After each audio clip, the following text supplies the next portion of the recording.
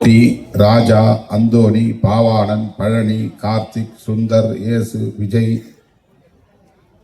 ஆனந்த் உள்ளிட்ட தோழர்களே, திரளாக கூடியிருக்கிற தமிழ் சொந்தங்களே, உங்கள் அனைவருக்கும் என்னுடைய பணிவார்ந்த வணக்கத்தை தெரிவித்துக் கொள்கிறேன். முத்தமிழறிஞர் கலைஞர் அவர்களின் நினைவு நாளை ஒட்டி இந்த நிகழ்வு ஒருங்கிணைக்கப்பட்டிருக்கிறது. மறைந்த தலைவர் முத்தமிழறிஞர் கலைஞருக்கு முதலில் எனது செம்மாந்த வீர வணக்கத்தை செலுத்துகிறேன்.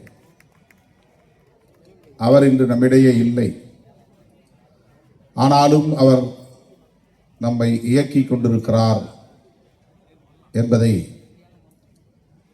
தளபதி அவர்களின் தலைமையிலான அரசு, சமூக நீதி அரசு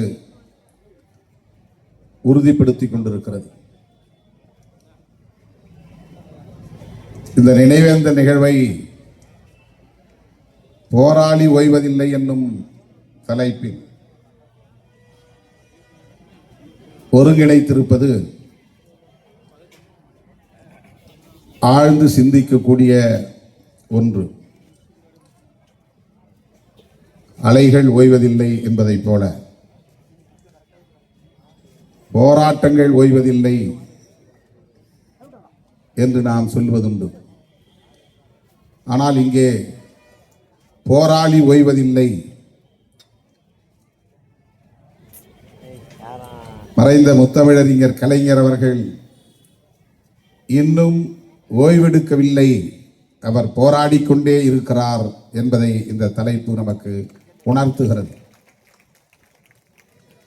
அவர் நம்மை விட்டு பிரிந்திருக்கலாம், இந்த மண்ணுலகை விட்டு மறைந்திருக்கலாம். ஆனாலும் அவர் போராடி கொண்டிருக்கிறார்.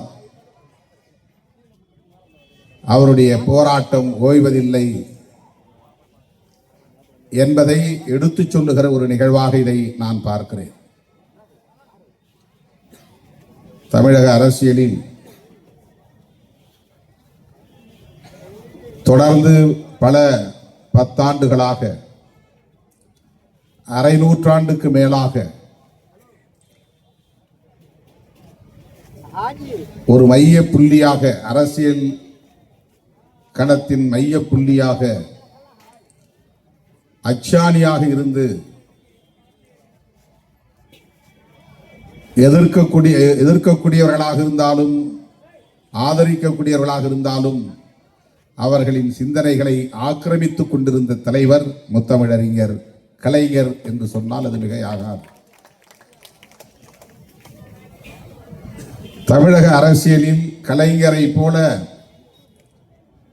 கடுமையான எதிர்ப்புக்கு ஆளான ஒரு தலைவர் யாரும் இல்லை என்றுதான் சொல்ல வேண்டும்.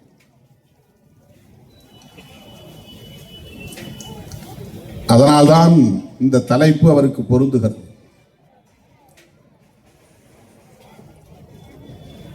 திராவிட முன்னேற்ற கழகத்தில் பேரறிஞர் அண்ணாவின் தலைமையை ஏற்று களவாடிய பல தலைவர்கள் உண்டு. ஆற்றல் வாய்ந்த பேச்சாளர்கள் உண்டு, ஆற்றல் வாய்ந்த எழுத்தாளர்கள் உண்டு, ஆற்றல் வாய்ந்த சிந்தனையாளர்கள் உண்டு.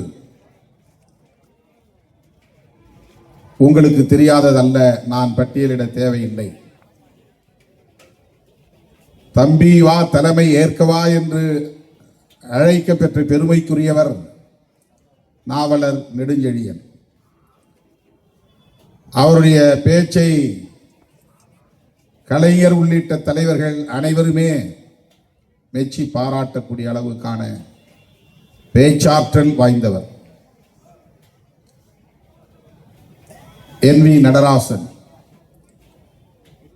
KA மதியழகன், பேராசிரியர் அன்பழகன், பட்டுக்கோட்டை அஞ்சானெஞ்சன் அழகிரி, இப்படி ஒரு பெரிய பட்டியல். ஒவ்வொருவரும் ஒவ்வொரு பேராளுமை என்பதை யாரும் மறுத்துவிட முடியாது. யாரும் யாருக்கும் சளைத்தவர்கள் இல்லை. அண்ணா அவர்களின் பேச்சு ஒரு கோணத்தில் அனைவரையும் மெய்மறக்க செய்யும், மெய் சிலிர்க்க வைக்கும், கவர்ந்து இழுக்கும் என்று நாம் பாராட்டுகிற வேளையில் நாவலர் நெடுஞ்செழியன் எழுந்து பேசினால் அது ஒரு வகையிலே மக்களை மயக்கும். அந்த வரிசையில் கலைஞர் அவர்களும் ஒரு மகத்தான ஆளுமை, பேச்சாற்றலும் எழுத்தாற்றலும் ஒருங்கே இணைந்த ஆளுமை மிக்க ஒரு தலைவர். அண்ணாவுக்கு பிறகு யார் என்ற கேள்வி எழுந்தபோது முறைப்படி நாவலர் நெடுஞ்செழியன் தானே தலைவராக வேண்டும். ஆனால் அமைச்சரவையின் வரிசையிலே 7வது இடத்திலே இருந்த கலைஞர் அந்த தலைமை பொறுப்பை ஏற்கும் சூழல் உருவானது. அதற்கு 2 காரணம். ஒன்று, அவருக்கு இயல்பாகவே இருந்த ஆளுமை திறன், எழுத்தாற்றலும் பேச்சாற்றலும். இன்னொன்று, இலக்கை அடைய வேண்டும், அடைகிற வரை ஓயக்கூடாது என்கிற போர்க்குணம், அந்த போராளிக்குரிய போர்க்குணம். அண்ணாவே அவரை அப்படி மெச்சுவதாக மேடைகளில் நாம் கேட்டிருக்கிறோம். என்னோடு கடைசி வரையில் இருந்து என்னை படுக்க வைத்து விட்டு பிறகு வீட்டுக்கு செல்வார் கருணாநிதி. எப்போது போய் படுப்பார் என்று தெரியாது. ஆனால் விடுவதற்கு முன்பே எழுந்து முரசொலிக்கு கடிதம் தீட்டுவார், பிறகு என்னை வந்து எழுப்புவார் என்று கலைஞரின் ஓயாத உழைப்பை அவர் மெச்சி பாராட்டியதை மேடைகளில் நாம் கேட்டிருக்கிறோம். ஓயாத உழைப்பு என்பது போர்க்குணத்தோடு இணைகிற போதுதான் வெற்றிகரமாக அமையும். இல்லை என்றால் அது வேளுக்கு இறைத்த நீராகிவிடும். எதையும் சாதிக்க வேண்டும் என்கிற போர்க்குணம், பகைவர்களை வீழ்த்த வேண்டும் என்கிற போர்க்குணம், ஏற்றுக்கொண்ட கொள்கைகளை காப்பாற்ற வேண்டும் என்பதற்கான போர்க்குணம், வாதாடுவதாக இருந்தாலும் போராடுவதாக இருந்தாலும் எதிரிகளை பந்தாடுவதாக இருந்தாலும் அதற்கு போர்க்குணம் என்பது இன்றியமையாத ஒரு தேவையாக இருக்கிறது. அப்படி போர்க்குணம் வாய்ந்த ஒரு போராளியாக இருந்ததன் அடிப்படையில் தான் அண்ணாவின் தம்பிகளின் படைவரிசையில் அவர் 7வது 8வது இடத்தில் இருந்தாலும் கூட அடுத்து இயக்கத்தின் தலைமை பொறுப்பை ஏற்கக்கூடிய ஒரு மாபெரும் ஆளுமையாக அவர் மிளிர்ந்தார். ஒரு கட்சியிலே ஒரு வட்ட செயலாளராக பொறுப்புக்கு வருவதற்கு எவ்வளவு போராட்டம், பகுதி செயலாளராக ஆவதற்கு எவ்வளவு போராட்டம், மாவட்ட செயலாளராக வேண்டுமானால் எவ்வளவு போராட்டம். அது உட்கட்சி போராட்டம். உட்கட்சியிலே நிகழ்கிற போராட்டம், அந்த போராட்டத்தில் வென்றாலும் புறநிலையில் இருந்து வருகிற தாக்குதல்களையும் எதிர்கொள்ளுகிற போர்க்குணம் தேவை. பெரியார் அரசியலை அண்ணாவும் பேசினார், நாவலர் நெடுஞ்செழியனும் பேசினார், பேராசிரியர் அன்பழகன் அவர்களும் பேசினார். அவருடைய படைவரிசையில் இருந்த அவ்வளவு பேரும் பெரியாரின் அரசியலைத்தான் பேசினார்கள். ஆனால் அன்றைக்கே குறிவைக்கப்பட்டவர் கலைஞர் ஒருவர் தான். தாக்குதலுக்கு உள்ளானவர் கலைஞர் தான். பாண்டிச்சேரியிலும் அவரை தாக்கி படுகொலை செய்ய முயற்சித்தார்கள். தப்பி பிழைத்தார், பெரியார் தன் மடியில் கிடத்தி அவருக்கு மருந்து பூசினார் என்றெல்லாம் நாம் கேள்விப்பட்டிருக்கிறோம். புதுச்சேரியிலே பொதுக்கூட்டத்தை முடித்துவிட்டு திரும்புகிற போது இந்த கழகத்திலேயே குறிவைத்து தாக்கப்பட்டவர் கலைஞர். அதே போல சென்னையில் கோட்டூர்புரத்திலே அடித்து கூவத்திலே தூக்கி போட்டார்கள் என்றெல்லாம் நாம் திராவிட முன்னேற்ற கழகத்தின் பொதுக்கூட்ட மேடைகளில் கேட்டிருக்கிறோம், அவருடைய வரலாற்றில் படித்திருக்கிறோம். அன்றைக்கு அண்ணாவுடைய அரசியலைத்தான், பெரியாருடைய அரசியலைத்தான் கலைஞர் பேசினார். ஆனால் கலைஞர் தாக்கப்பட்டார், குறிவைக்கப்பட்டார். அதற்கு என்ன காரணம்? கலைஞரிடத்தில் இருந்த அதிதீவிரமான போர்க்குணம்தான். இந்த நபர் வளர்ந்தால், வளர்ச்சி அடைந்தால் அரசியலில் இவரை வீழ்த்த முடியாத நிலைக்கு போய்விடுவார் என்பதை உணர்ந்தவர்கள்தான் அப்போதே அவரை தீர்த்து கட்ட முயற்சித்தார். அரசியல் பகைதான் என்றாலும் கூட அவரை குறிவைக்கக்கூடிய அளவுக்கு அவருடைய வேகம் இருந்தது. அந்த வேகம் எங்கிருந்து வரும் என்றால், உள்ளுக்குள் அணையாமல் கனந்து கொண்டிருக்கிற போர்க்குணம் என்பது இருந்தால்தான் வரும். அத்தகைய ஒரு போராளியாக கலைஞர் அவர்கள் தனது பொது வாழ்க்கையின் தொடக்க காலத்திலேயே, பெரியார், அண்ணா போன்றவர்கள் வாழ்ந்த காலத்திலேயே, அவர்களின் முன்னிலையிலேயே அவர் அரசியல் களத்திலே குறிப்பிட்டு பேசக்கூடிய அளவுக்கான இடத்தை பிடித்தார், தக்க வைத்தார். அண்ணாவின் மறைவுக்கு பிறகு அந்த இயக்கத்தினுடைய தலைமை பொறுப்பை ஏற்ற போது அவருக்கு எத்தகைய எதிர்ப்புகள் இருந்திருக்கும், விமர்சனங்கள் இருந்திருக்கும். இதையெல்லாம் நாம் மீண்டும் ஒரு முறை பேச வேண்டியிருக்கிறது. ஏனென்றால் மீண்டும் கலைஞர் தேவைப்படுகிறார். தமிழக அரசியலில் இன்றைக்கும் அவர்தான் குறி. தளபதி அவர்களை குறிவைத்து விமர்சிக்கிறார்கள் என்பதை விட முத்தமிழறிஞர் கலைஞரை குறிவைத்துதான் இங்கே எல்லாம் நடக்கிறது, அனைத்தும் நடக்கிறது. தமிழ்நாட்டின் அரசியலில் கருணாநிதி எதிர்ப்பு என்பதுதான் மிக முக்கியமான ஒரு அரசியல்.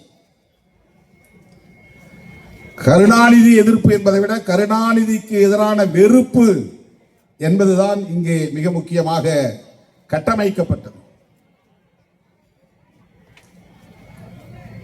கலைஞர் என்று சொல்ல அவர்களுக்கு நா கூசும். மேடைக்கு மேடை, பல்லாயிரக்கணக்கான மேடைகளில் அவரை கடுமையாக விமர்சித்தார்கள், வெறுப்பை கக்கினார்கள். திருட்டு ரயில் ஏறி வந்தவர்,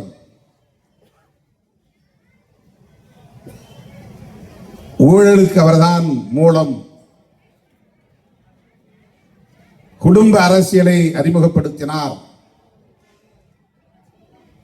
இப்படி எண்ணற்ற பல விமர்சனங்கள், அவதூறுகள். எம்ஜிஆர் முன்வைத்த அரசியல் எது என்று கேட்டால் கருணாநிதி எதிர்ப்பு என்பதுதான் முதலிலே வரிசைப்படுத்துகிற போது எழுத வேண்டியிருக்கும். வேற என்ன கொள்கைகளை பேசினார் என்பதெல்லாம் பின்னால் தான். சமூக நீதியை பேசினார் என்று 10வது இடத்திலே 11வது இடத்திலே தான் எழுத வேண்டியிருக்கும். முதலில் அவருடைய கொள்கை என்னவாக இருந்தது? கருணாநிதி எதிர்ப்பு. அந்த எதிர்ப்பிலேயே கட்டமைக்க பெற்ற ஒரு இயக்கம் தான் அதிமுக என்கிற ஒரு இயக்கம்.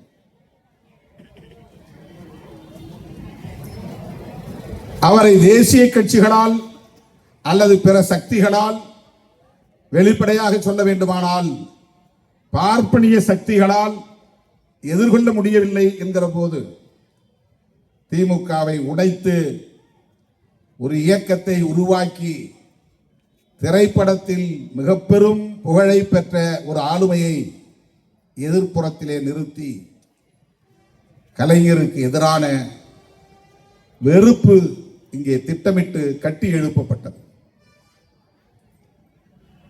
கொள்கைகளை பேசுவதை விட கலைஞர் விமர்சனம் தான் அதிகமாக இருக்கும். இந்த கட்சியின் பொதுக்கூட்டங்களில் இன்றைய நாள் வரையில், இந்த நாள் வரையில், அதன் பிறகு தமிழகத்திலே உருவான கட்சி நாம் ஒரு விமர்சனமாகத்தான் இதை சுய விமர்சனமாக அல்லது அரசியல் புரிதலுக்கான ஒரு விமர்சனமாக நான் முன்வைக்கிறேன். அதன் பிறகு உருவான ஒவ்வொரு அமைப்பும், அது அரசியல் கட்சியாக இருந்தாலும் சரி, வேறு எந்த வடிவத்திலே உருவான அமைப்புகளாக இருந்தாலும் சரி, அத்தனை அமைப்புகளும் கருணாநிதி எதிர்ப்பு என்பதையே முன்னிறுத்தின.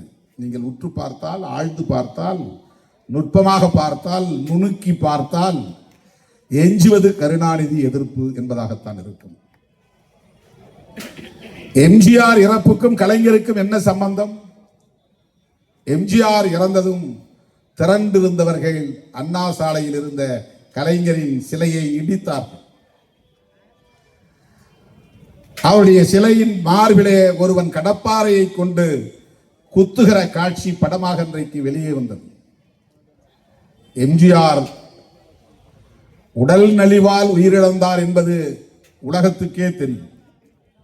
ஆனால் அந்த தொண்டனின் கோபம் கலைஞருக்கு எதிராக இருந்தது, அவருடைய சிலையை தகர்ப்பதிலே இருந்தது. அந்த அளவுக்கான வெறுப்பு, கலைஞருக்கு எதிரான வெறுப்பு. அப்போது கூட கலைஞர், அந்த தம்பி என் முதுகில் குத்தவில்லை, நெஞ்சில் தான் குத்துகிறான், அவனுக்கு என் வாழ்த்துக்கள் என்றுதான் சொன்னார். அந்த அளவுக்கான ஒரு சகிப்புத்தன்மை. சகிப்புத்தன்மை என்பதே ஒரு போர்க்குணம் தான். போராளிகளுக்குத்தான் சகிப்புத்தன்மை இருக்கும். கோழைகளுக்கு உடனே ஆத்திரம்தான் வரும். போராளிகளுக்குத்தான் சகிப்புத்தன்மை வரும். பாமக உருவானது. பாமகவின் தொடக்க காலங்களில் நீங்கள் பார்த்தால், அந்த பிரச்சாரங்களை பார்த்தால், கருணாநிதி எதிர்ப்பு என்பதுதான் முதற் கொள்கையாக இருந்தது. எத்தனையோ பல மேடைகளில் எங்கள் சமூகத்தின் முதல் எதிரி கருணாநிதி என்று அவர் பேசியது அன்றைக்கு பெரிய பெரிய கொட்டை எழுத்துக்களில், பேப்பர்களிலே வந்தது, ஏடுகளிலே வந்தது. ஒட்டுமொத்தமாக திமுக எதிர்ப்பு என்பதை விட கருணாநிதி எதிர்ப்பு, கலைஞர் எதிர்ப்பு என்பதே கட்டமைக்கப்பட்டது.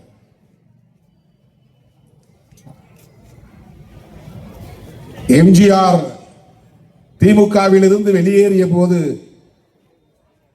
அவ்வளவுதான், திமுக முடிந்தது கதை. அவர் ஒரு ஹீரோ, கதாநாயகன். அவருக்கு இருக்கிற செல்வாக்கு இனி திமுக தலை நிமிரவே முடியாது என்று அவருடைய கொள்கை பகைவர்கள் கெக்கெலி கொட்டினார்கள். எங்கு திரும்பினாலும் எம்ஜிஆர் எம்ஜிஆர் எம்ஜிஆர் என்றுதான் 70களுக்கு பின்னால் இருந்தது. ஆனால் கலைஞர் 13 ஆண்டு காலம் அந்த கட்சியை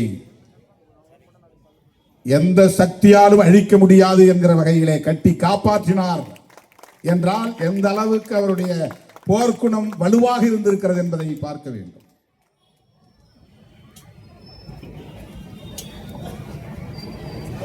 அண்ணாவுக்கு பிறகு அவர் ஆட்சியிலே இருந்தபோது, அன்றைக்கு அவருடைய ஆட்சியை கலைத்தது மத்தியிலே இருந்த காங்கிரஸ். அப்போது அவருக்கு எதிரான பிரச்சாரங்களில் என்ன சொன்னார்கள்? ஊழல் ஊழல் ஊழல் என்று அன்றைக்கு அரசு தொலைக்காட்சியிலும் அரசு வானொலி பெட்டியிலும் இதே செய்திதான் தமிழ்நாடு முழுக்க.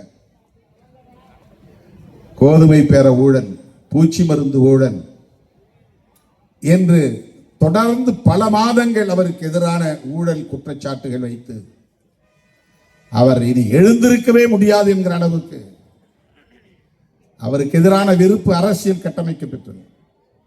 ஆனால் அதை அவரால் மட்டும்தான் எதிர்கொள்ள முடியும் என்று வரலாறு நமக்கு உணர்த்துகிறது. நம்மை போன்றவர்களால் அதையெல்லாம் எதிர்கொள்ளவே முடியாது. அது கூட வெளியில் இருந்து வருகிற அழுத்தம். ஆனால் கட்சிக்குள்ளே இருந்து எம்ஜிஆர் வெளியே போகிற போது உடன் இருந்த அவ்வளவு பேரும், நம்பிக்கையோடு இருந்த அவ்வளவு பேரும் வெளியேறினார்கள். அந்த நேரத்தில் எந்த அளவுக்கான அழுத்தத்தை, மன அழுத்தத்தை எதிர்கொள்ள வேண்டி இருந்திருக்கும் என்பதை எண்ணி பார்க்க வேண்டும். எவ்வளவு மன உளைச்சல் இருந்திருக்கும் என்பதை எண்ணி பார்க்க வேண்டும். பட்டக்கழகத்தில் நம்மோடு பழகி கொண்டிருப்பவர்கள் திடீரென்று நம்ம விட்டு வெளியேறி போனால் நமக்கு அதுவே ஒரு பதற்றத்தை தரும், கோபத்தை தரும். என்னடா அரசியல் இது என்று ஒரு விரக்தி ஏற்படும். இப்படி துரோகம் செய்து விட்டானே என்று நமக்கு மன உளைச்சல் ஏற்படும். ஆனால் அதை தாங்கிக் கொண்டார். அதன் பிறகு அண்ணன் வைகோ, அது ஒரு செங்குத்தான பிளவு. 18 மாவட்ட செயலாளர்கள் வெளியேறிவிட்டார்கள், முன்னணி தலைவர்கள் பலரும் வெளியேறிவிட்டார்கள், இனி அவ்வளவுதான் என்று ஒரு கட்டத்தில் மீண்டும் பேசப்பட்ட நேரம். வைகோவை போல எவராலும் பேச முடியாது. கலைஞருக்கு வயதாகிவிட்டது. அவருக்கு அடுத்து அங்கே பேச்சாற்றல் கம்பீரமான முழக்கத்திற்குரியவர்கள், கர்ஜிக்கக்கூடியவர்கள், வரலாற்றை எடுத்து பேசக்கூடிய அளவுக்கான அரசியல் ஞானம் உள்ளவர்கள் எவரும் இல்லை. இனி கட்சி அவ்வளவுதான் என்று பலராலும் பேசப்பட்ட நேரம். ஆனால் திராவிட முன்னேற்ற கழகம் எவராலும் அசைக்க முடியாத இயக்கம் என்பதை மறுபடியும் உறுதிப்படுத்தியவர் முத்தமிழறிஞர் கலைஞர். அவரிடத்தில் இருந்த அந்த போர்க்குணம் தான் எம்ஜிஆர், வைகோ இந்த இயக்கங்களின் அரசியலிலும் முதன்மை இடம் பெறுவது கலைஞர் எதிர்ப்பு தான், கலைஞருக்கு எதிரான வெறுப்பு தான். அப்படித்தான் அரசியலை முன்வைத்து அவர்களால் எழுந்திருக்க முடியும் என்கிற நிலை. கலைஞரை எதிர்த்தால்தான் கட்சியை வளர்க்க முடியும், கலைஞரை எதிர்த்தால்தான் வாக்கு வங்கியை உருவாக்க முடியும், கலைஞரை விமர்சித்தால்தான் ஆட்சிக்கு வர முடியும். இப்படிப்பட்ட ஒரு அரசியல் தான் நெடுங்காலமாக. அதன் பிறகு ராஜீவ் படுகொலை, இதெல்லாம் சாதாரணமான சோதனை அல்ல. 76 மிசா வந்த சோதனை விட கடுமையானது. எம்ஜிஆர் பிரிந்த போது ஏற்பட்ட சோதனையை விட கடுமையானது. வைகோ அவர்கள் வெளியேறிய போது ஏற்பட்ட நெருக்கடியை விட கடுமையானது ராஜீவ் படுகொலை. ராஜீவ் படுகொலைக்கும் திராவிட முன்னேற்ற கழகத்திற்கும் எந்த சம்பந்தமும் இல்லை. ஊருக்கு தெரியும், உலகுக்கு தெரியும். புலனாய்வு தொடங்குவதற்கு முன்னரே திமுக தான் காரணம், கருணாநிதி தான் காரணம் என்ற கருத்து திட்டமிட்டு பரப்பப்பட்டது. அப்போதும் இந்த கருணாநிதி எதிர்ப்பு என்பதுதான் அரசியலாக முன்னெடுக்கப்பட்டது. 91 தேர்தல் வந்தது. அந்த தேர்தலிலே 232 இடங்களில் தோற்றது திமுக. 2 இடங்களில் தொகுதிகளில் மட்டும்தான் வெற்றி பெற்றது. முடிந்தது கதை. எப்போதே வீழ்த்தி இருக்க வேண்டும், இப்போதுதான் கதை முடிந்தது என்று கொள்கை பகைவர்கள் எல்லாம் கும்மாளம் அடித்தார்கள்.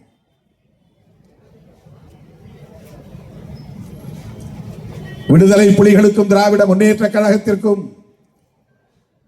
நெருக்கம் இருக்கிறது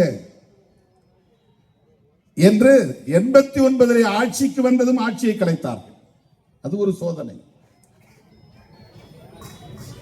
டெல்லியிலே இருந்தவர்கள் புலிகள் இயக்கத்திற்கும் திராவிட முன்னேற்ற கழகத்திற்கும் நெருக்கமான உறவு இருக்கிறது என்ற குற்றச்சாட்டை காட்டி 2.5 ஆண்டுகளில் ஆட்சியை கவிழ்த்தார்கள்.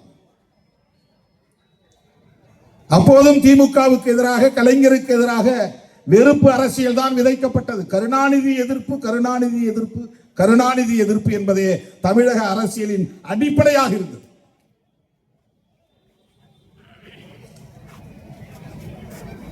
அதன் பிறகு ராஜீவ் படுகொலையில் அதுவே முன்னிறுத்த பெற்று திமுக மிகப்பெரிய படுதோல்வியை சந்திக்க நேர்ந்தது.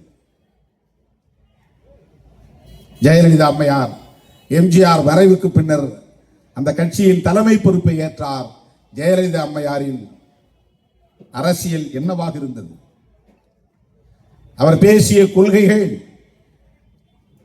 வரிசைப்படுத்தினால், கொள்கைகளை வரிசைப்படுத்தினால் அதிலே முதலிடம் பெறுவது கருணாநிதி எதிர்ப்பாகத்தான் இருக்கும். அவர் ஒரு நாளும் எம்ஜிஆராவது கலைஞர் என்பார். ஜெயலலிதா அம்மையார் தன் கடைசி மூச்சு வரையில் ஒரு நாள் கூட கலைஞர் என்று சொன்னதில்லை. கருணாநிதி என்றே அவருடைய முகத்துக்கு நேராக விரல் நீட்டி பேசக்கூடிய அளவுக்கான வெறுப்பு அவர்களின் அரசியலில் இழையோடியது, முதன்மையாக இருந்தது, மேலாதிக்கம் செலுத்தியது.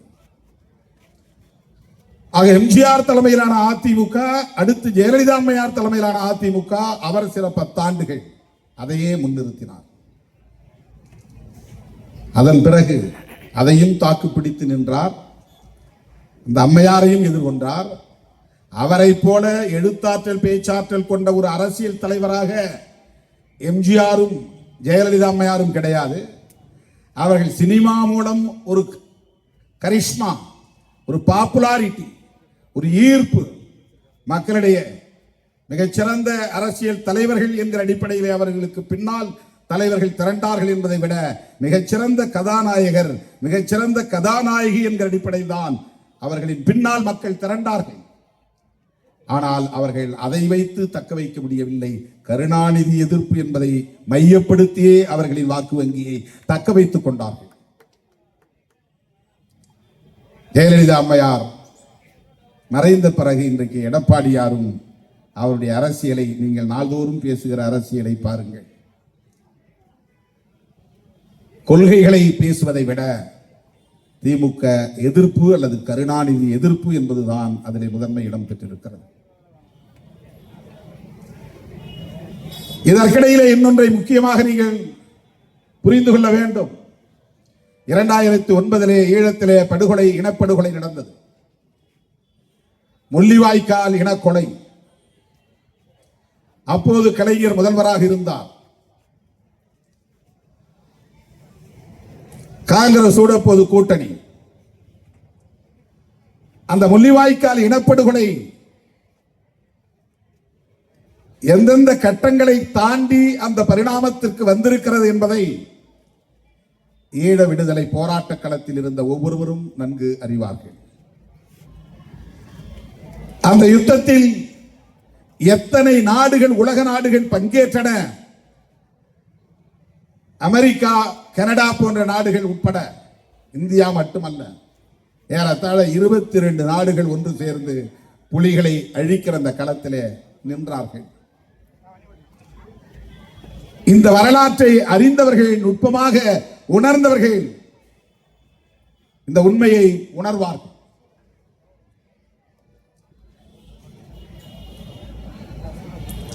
ஆனால் அந்த இனக்கொலைக்கும் கருணாநிதியே காரணம் என்றுதான் பரப்பப்பட்டது. இவர் நினைத்திருந்தால் யுத்தத்தை நிறுத்தி இருக்க முடியும். இவர் காங்கிரசோடு சேர்ந்து கொண்டு இந்த இனக்கொலையை நடத்துவதற்கு இவர்தான் காரணமாக இருந்தார். எப்படி ராஜீவ் படுகொலையை கலைஞருக்கு எதிராக திருப்பினார்களோ அப்படி முள்ளிவாய்க்கால் இனக்கொலையையும் கலைஞருக்கு எதிராக திருப்பினார்கள். அது ஒரு சர்வதேச சிக்கல். உலகத்தில் பல நாடுகளில் புலிகள் இயக்கத்திற்கு தடை விதிக்கப்பட்டன. அதற்கும் கலைஞருக்கும் எந்த சம்பந்தமும் இல்லை. இன்றைக்கும் அந்த தடைகள் நீடிக்கின்றன. இந்தியாவிலும் இருக்கிறது. அதற்கும் திமுகவுக்கும் எந்த தொடர்பும் கிடையாது.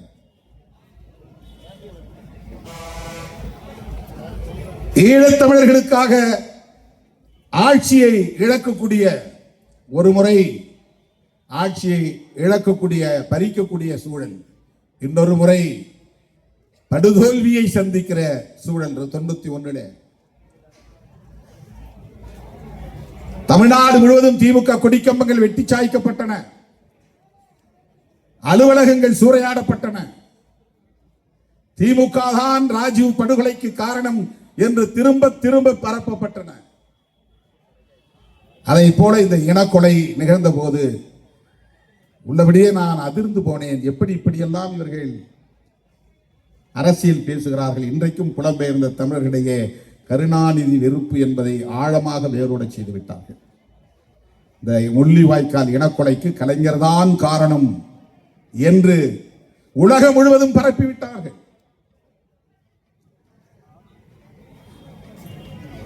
கலைஞர் இந்தியாவின் பல மாநிலங்களும் ஒரு மாநிலத்தின் முதலமைச்சர், அவ்வளவுதான். வெளிவிவகார கொள்கையில் ஓரளவுக்குத்தான் அழுத்தம் கொடுக்க முடியும், முடிவெடுக்க முடியாது. கலைஞரிடத்தில் நேரிலே நாங்கள் பேசுகிற போது வேண்டுமானால் நாம் கூட்டணியை விட்டு வெளியே வரலாம், ஆட்சியை இழக்கலாம், அவ்வளவுதான் நடக்குமே தவிர யுத்தத்தை நிறுத்த முடியாது. இதுதானே நடைமுறை சாத்தியம். அதை செய்யவும் தயார் என்றுதான் கலைஞரும் இருந்தார். அது ஒரு புறம் இருக்கட்டும். ஆனால் அந்த இனக்கொலைக்கு எப்படி திமுக பொறுப்பாகும், கலைஞர் பொறுப்பாவார் என்ற கேள்வி எழுகிறது. அமெரிக்கா புலிகளுக்கு எதிராக நின்றதற்கு திமுக எப்படி பொறுப்பாகும்? இரட்டை கோபுரம் அமெரிக்காவிலே இடிக்கப்பட்டதற்கு பின்னர் அமெரிக்கா மேற்கொண்ட முயற்சிகள், எடுத்த நிலைப்பாடுகள், 20க்கும் மேற்பட்ட பயங்கரவாத இயக்கங்களை அழித்தொழிக்க வேண்டும் என்கிற நிலைப்பாடுகள், அந்த இயக்கங்களின் பட்டியலிலே அல் கொய்தா இயக்கமும் விடுதலை புலிகள் இயக்கமும் இடம்பெற்றது. அது எப்படி? அதை யார் இணைத்தது? விடுதலை புலிகள் இயக்கம் அல் கொய்தா இயக்கத்தை போல மக்கள் தொடர்பே இல்லாத ஒரு இயக்கமா? அது ஒரு விடுதலை இயக்கம் இல்லையா? தேசிய இன விடுதலை இயக்கம் இல்லையா? வெகு மக்கள் பங்கேற்கிற இயக்கம் இல்லையா அல் கொய்தா? அப்படியா? அந்த இயக்கங்களின் பட்டியலில், பயங்கரவாத இயக்கங்களின் பட்டியலில் விடுதலை புலிகள் எப்படி இடம்பெற்றது என்பதை பற்றி யாரும் தமிழ் சொந்தங்களுக்கு எடுத்துரைக்கவில்லை. உலக நாடுகள் முழுவதும் விடுதலை புலிகளுக்கு எதிராக தடை எப்படி விதிக்கப்பெற்றன என்பதை புலம்பெயர்ந்த தமிழர்களுக்கோ அல்லது தாயகத்தில் இருக்கிற தமிழர்களுக்கோ யாரும் எடுத்து சொல்லவில்லை.